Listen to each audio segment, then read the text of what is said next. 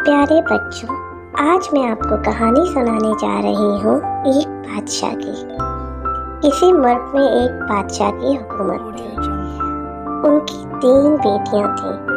वो अपनी बेटियों से बहुत ज़्यादा प्यार किया करते थे, लेकिन अपनी सबसे छोटी बेटी से वो सबसे ज़्यादा प्यार करते थे।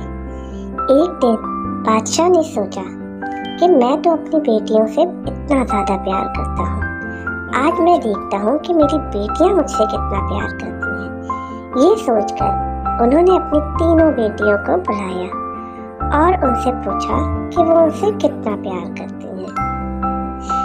सबसे बड़ी बेटी ने कहा, बाबा, इस दुनिया में जितने समुंदर हैं, मैं उन सबसे ज़्यादा आपसे प्यार करती हूँ। दूसरी बेटी ने कहा, बाबा, इस दुनिया में जितने दरख्त हैं, मैं उन सबसे ज़्यादा आपसे प्यार करती हूँ। तीसरी और सबसे छोटी ने कहा, आप मेरे लिए इतने ज़रूरी हैं बाबा, जितना खानों में नमक ज़रूरी होता है। बादशाह को यह सुनकर बड़ा अजीब सा लगा। उन्होंने सोचा, मैं अपनी बेटी से तो इतना ज़्यादा प्यार करता हूँ और ये मुझसे इतना प्यार करती है जितना खाने में नमक ज़रूरी है।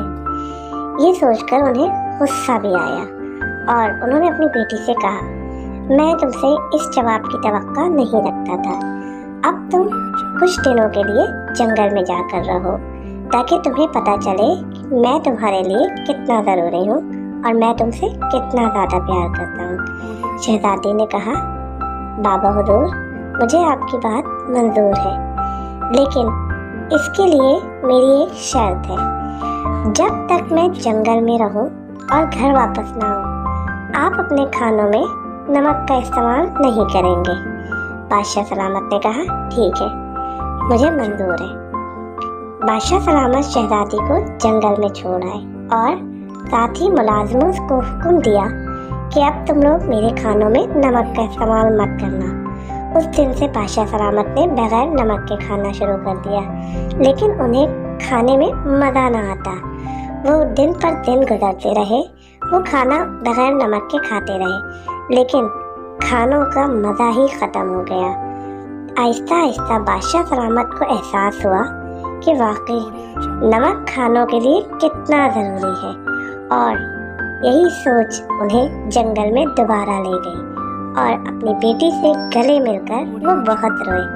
उन्होंने कहा, बेटी, मुझे पता चल गया कि नमक खाने के लिए कितना ज़रूरी है, यानी मैं तुम्हारे लिए कितना ज़रूरी हूँ। तुम मेरे साथ घर चलो। और बादशाह सलामत शहज़ादी को अपने साथ घर ले आए।